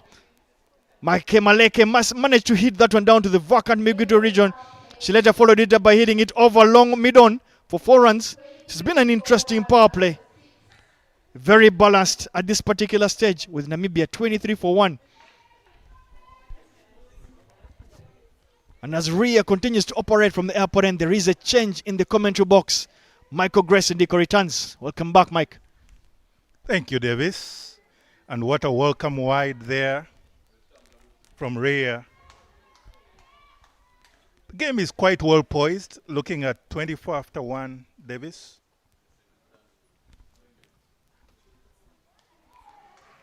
What do you think are the chances of Nepal here defending this score, Davis? At this particular stage, I'll tell you a thing or two. Nepal will obviously be the happier of the two sides right now, based on how proceedings are going. For me, yet again, that question about Adele Badgan, number 3, she's on not off 8. I would have liked to see Yasmin Khan come at 1 down. She's very good in terms of rotating strike. She is good down the ground, but she's intelligent enough as well to manipulate the ground and the field. But Mekelai has continued to pounce on any bad bowling to get herself some boundaries. She is on 13 of 20. The task at hand is not small at all.